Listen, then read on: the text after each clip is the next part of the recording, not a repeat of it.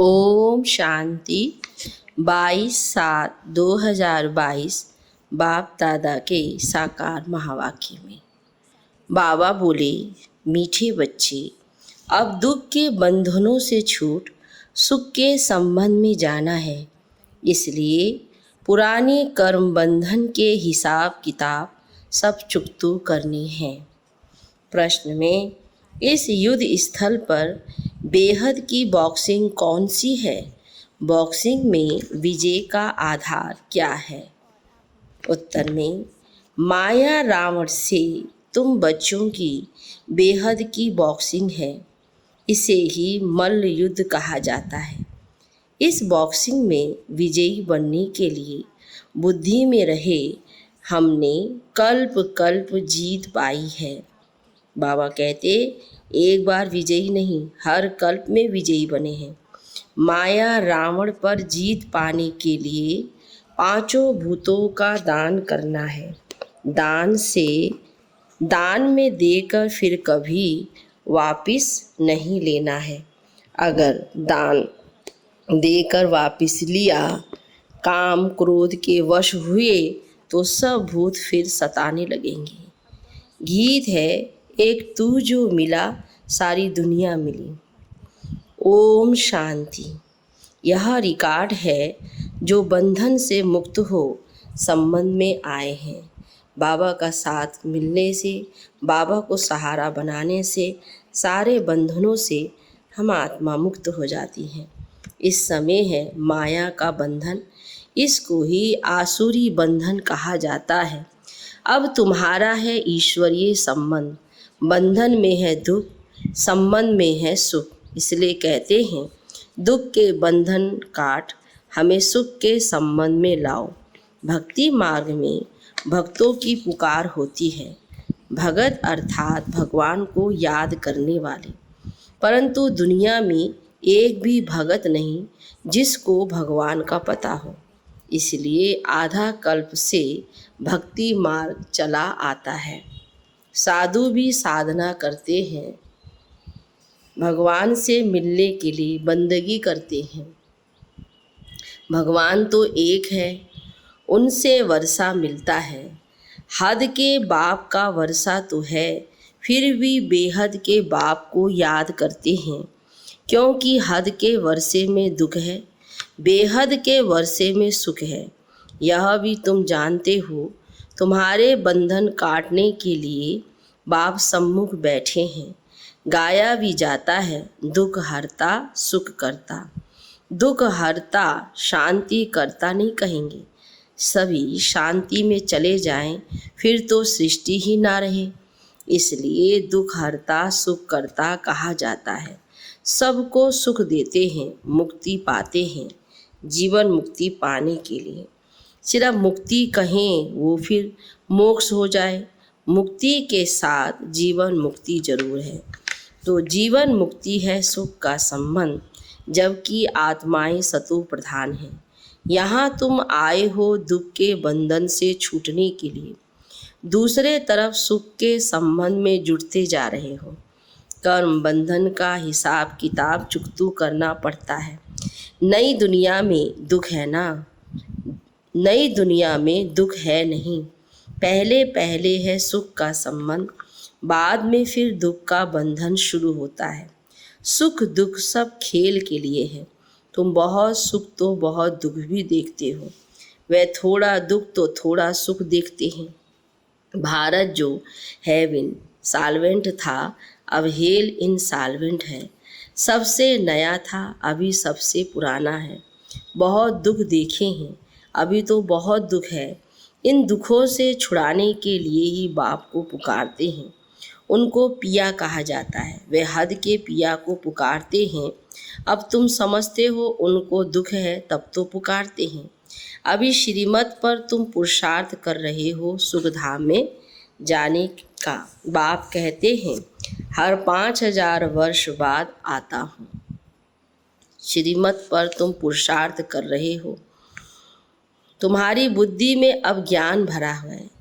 आदि से अंत तक जो त्रिकालदर्शी हुए हैं ना, तुम तीनों लोकों को जानते हो। मूल वतन में हम आत्माएं शांति में रहती हैं। हम असल में उस निर्माण धाम के वासी हैं। फिर प्रवृत्ति धर्म में आने से इन आर्गन्स द्वारा पाठ बजाते हैं। तुम सुख और दुख का पाठ बजाते हो आदि से अंत तक। तुम ऑलराउंडर हो। तुम ही 84 जन्म लेते हो। तुमको अब रोशनी मिली है। 84 लाख जन्म तो हो ना सके। मनुष्य 84 जन्म लेते हैं। बाकी वैरायटी यूनिया तो ढेर है। गिनती करने वाला तो कोई नहीं है। ऐसे ही धुक्का लगा देते हैं। अभी तुम जानते हो कौन 84 जन्म कैसे लेते हैं। सिख लोग व आर्य समाजी बौद्धि आदि 84 जन्म नहीं लेंगे। तुम बाप को जानते हो, इसलिए कहते हो गीता का भगवान कौन? ज्ञान का सागर, पतित पावन, हेवनली गॉड फादर या सर्व गुणों से संपन्न। तो हेवन का पहला प्रिंस श्री कृष्ण, ये पहली तो बहुत सहज है। इसलिए बाबा ऐसी ऐसी पहली छपवा रहे हैं। तो मनुष्यों की बुद्धि में बैठे तो जज करो कि गीता का भगवान कौन? हेवनली गॉड फादर है, हेवन स्थापन करने वाला, पतितों को पावन बनाने वाला। बनाने में कितना टाइम लगता है? मुख्य बात है पवित्र रहने की। एक से बुद्धि लगाना है, घरबार छोड़ना नहीं है।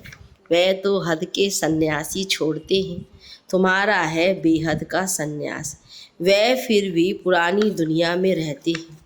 तुमको सारी दुनिया को भूलना पड़ता है। हमको हद से बेहद में जाना है। वह है शांति धाम। वहाँ शांति ही शांति है। बाकी हद और बेहद का सुख यहाँ है। तुमको हद और बेहद के पार जाना है। शांति धाम हम आत्माओं का घर है। वहाँ कोई पाठ आत्मा बजाती नहीं है, आर्गन्स नहीं है। फिर ड्रामा अनुसार तुम्हारा सतयुग का पाठ इमर्ज होता है, जो तुमने पाठ बजाया है। तो कल्प कल्प वही पाठ बजाते हो। यह बातें तुम्हारे सिवाय कोई बता नहीं सकते। सुख का संबंध और दुख का बंधन तुम जानते हो। तुमको रहना भी आसुरी संबंध में है, क्योंकि तुम अभी ईश्वरीय संबंध में रह नहीं सकेंगे। इतने सभी कहाँ रहेंगे? फिर तो सन्यासियों मुआफिक हो जाएं। कुटुंब को कहाँ ले जाएंगे? बच्चे वृद्धि को पाते रहेंगे। पहले पहले छोटा घर था, 3 पैर पृथ्वी के थे। तुम छोटी कोठरी में आते थे। जैसे बाबा कहते हैं घर में गीता पाठशाला खोलो, वैसे ही था। पूछते हैं शुरू कैसे हुआ? बाबा बताते हैं शुरू ऐसे हुआ था। पहले 3 पैर पृथ्वी के लिए, फिर पीछे बड़े मकान के लिए। बच्चे भी बहुत आ गए। भट्टी बनी, मोटरें, बस आदि भी रखी। इसलिए बाबा बच्चों को कहते हैं 3 पैर पृथ्वी लेकर पाठशाला खोलो, फिर तो तुम सारे विश्व का मालिक बनते हो। गाते हैं ईश्वर विश्व का मालिक है, परंतु तुम जानते हो विश्व सृष्टि को कहा जाता है। बाप तो मालिक बनते नहीं हैं। बाप तो आते हैं खिदमत मतलब सेवा करने। जब सारी यूनिवर्स दुखी होती है, ये गॉड की यूनिवर्सिटी सारे यूनिवर्स के लिए है। कॉलेज भी है, सबको सदगति मिलती है। दुर्गति में जाते हैं ना। सूक्ष्म वतन मूल वतन में तो दुर्गति में नहीं जाते हैं। इसलिए यूनिवर्सिटी से सारे यूनिवर्स का कल्याण होता है। यह बातें कोई शास्त्रों में नहीं है। सभी की गति सदगति के लिए कहते हैं मुझे आना पड़ता है, नहीं तो पावन कैसे बनेंगे? रावण भी कितना समर्थ है। तुम हमारे तरफ आते हो, रावण फिर खींच लेते हैं। माया बड़ी दुस्तर है। माया तुमको दुख में ले जाती है। ये खेल है। बॉक्सिंग में दोनों ही समर्थ हैं। ऐसे नहीं कि एक ही शक्तिशाली होता है, दोनों तरफ के शक्तिशाली होते हैं। बाबा कहते हैं आधा कल्प हार है, आधा कल्प जीत होती है। यह बॉक्सिंग बेहद की है। इनको युद्ध स्थल कहा जाता है। इसमें माया रावण को जीतना होता है। कल पहले भी तुमने जीत पाई थी। अब तुम देख रहे हो कौन कौन निकल रहे हैं। कोई कहते हैं बाबा क्रोध आता है। अरे यह तो भूत है। दान में दे फिर वापस लेंगे तो बहुत सताएगा। तुमने 5 विकार दान में दिए, इनका संन्यास करना है। बाकी घरबार छोड़कर भागना कायरता है। बाप समझाते हैं 63 जन्म तुमने गोते खाए हैं, अब एक जन्म पवित्र हो। जब बाबा का साथ मिल गया, बाबा का सहारा मिल गया, तो बाबा कहते हैं कि बच्चे इस कार्य में लग जाइए। बाबा जो श्रीमत देते हैं उस श्रीमत का हम बच्चे पूरी तरीके से पालन करें। इसमें आमदनी बहुत है, ज़बरदस्त प्राप्ति है। दुश्मन सामने खड़ा है, मल्ल युद्ध होती है ना। कंस और कृष्ण की मल्ल युद्ध शास्त्रों में भी दिखाई है। यह तो माया रावण की बात है। कृष्ण की आत्मा अंतिम जन्म में है। माया से युद्ध कर फिर श्री कृष्ण बनती है। जब विजयी हो जाते हैं तो श्री कृष्ण का शरीर धारण करते हैं। अब समझदार बनना है। अभी तो ज्ञान से अपने आप को बाबा कहते हैं समझदार बनाना है, बुद्धिमान बनाना है। भारत कितना सिरताज था। सूर्यवंशियों की दरबार देखो, कितने हीरे जवाहरों के महल थे। यहाँ भी दरबारें होती है, आपस में प्रिंसेस मिलते हैं, फिर नंबरवार बैठते हैं। बुद्धि से काम लो, वहाँ आपस में कैसे मिलते होंगे। उन्हों की दरबार कैसे होगी। यहाँ भी बड़े बड़े लोग एक दूसरे से मिलते हैं, तो बाबा कहते हैं ऐसे ही वहाँ पर भी दरबार लगती है। रात को बत्ती देखने में नहीं आती, रोशनी ही रोशनी है। साइंस काम में आती है, गुम नहीं होती। बाबा कहते हैं सतयुगी दुनिया भी साइंस का चलेगा, क्योंकि साइंस के द्वारा ही वहाँ ऐसी बत्तियाँ जो दिखाई ना दी। तुम भारत को स्वर्ग बनाने के निमित्त बनते हो, स्वर्ग का द्वार खोलते हो। वह शंकराचार्य, यह शिवाचार्य। बाप कहते हैं मैं ज्ञान का उच्चारण करता हूँ। गीत में सुना कि आप मिले तो सारी दुनिया मिली। एक बाप का साथ मिलने से बाबा कहते सारी दुनिया ही सुख की बन जाती है, उनसे ऊंच होते नहीं। सर्व मनोकामनाएं पूरी होती है स्वर्ग में, सब सुख मिल जाते हैं। आगे भी टेलीफोन, बिजली, मोटरें आदि थोड़ी थी, अभी हुई है। वहाँ तो साइंस बहुत काम देती है। अभी भी विलायत में 7 रोज में मकान तैयार करके दे देते हैं।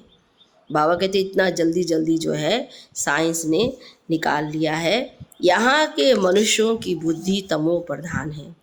यहाँ की भेंट में उन्हों को रजो प्रधान कहेंगे। तुम बच्चे ये सब जानते हो, दुनिया को बदलना होता है, इसलिए ये महाभारत लड़ाई है। तुम्हारी बुद्धि खुल गई है, कैसे युद्ध के मैदान में खड़े हैं।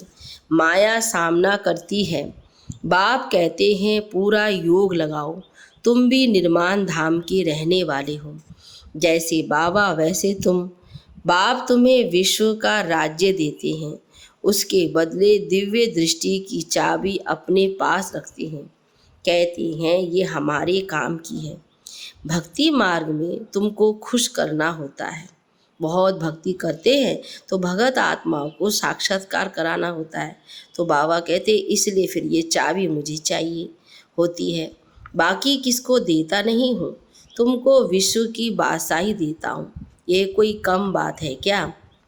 दिव्य दृष्टि की चाबी भी कोई कम थोड़ी ही है। खेल कैसा है, जो अच्छी रीति समझते हैं, अंदर खुशी भी रहते हैं। जन्माष्टमी पर भी समझाया, कृष्ण की जयंती नहीं, यह तो परम पिता परमात्मा की ही जयंती गाई जाती है। पहले कृष्ण जयंती मनाते हो, शिव जयंती कहाँ गई। पहले शिव जयंती हो, फिर तो कृष्ण का जन्म हो। शिव जयंती के बाद है कृष्ण की जयंती। शिव बाबा ही भारत को स्वर्ग बनाते हैं। कहते हैं कल्प के संगम पर आकर राजयोग सिखलाता हूँ। महाभारत की लड़ाई हो तब नरक का विनाश, स्वर्ग की स्थापना हो। शिव बाबा शिवालय स्थापन करते हैं, रावण फिर वैशाल्य बनाते हैं। जिससे श्री कृष्ण ने पद पाया उसका किसको पता ही नहीं है। वास्तव में शिव जयंती ही मुख्य है, बाकी तो मनुष्य जन्म लेते रहते हैं। जो पूज्य देवताएं हैं वही फिर पुजारी बनते हैं। तुम्हारी बुद्धि में सारा राज है, सो भी नंबरवार पुरुषार्थ अनुसार। बाबा तुमको समझाते हैं, तुम फिर औरों को समझाते हो। प्रिंसिपल आदि को भी समझाना चाहिए। बाबा का हमेशा विचार चलता है कि जो दुनिया में जिस्मानी ज्ञान दे रहे हैं स्कूल है, उनको विशेष समझाओ। या जो स्कूलों में हिस्ट्री ज्योग्राफी पढ़ाई जाती है, यह तो अधूरा ज्ञान है। मूल वतन, सूक्ष्म वतन, स्थूल वतन, इन सब का राज समझाना चाहिए। इनको जानते नहीं।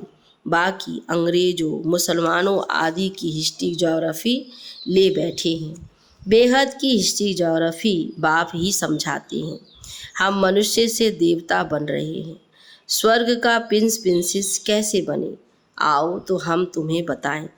हेवन के प्रिंस प्रिंसेस बनना है, उनको ये वर्षा कैसे मिला, ये सूर्यवंशी डिनाइस्टी कैसे स्थापन हुई, ये नॉलेज नहीं है तो तुम फॉलोसफ काहे के लिए।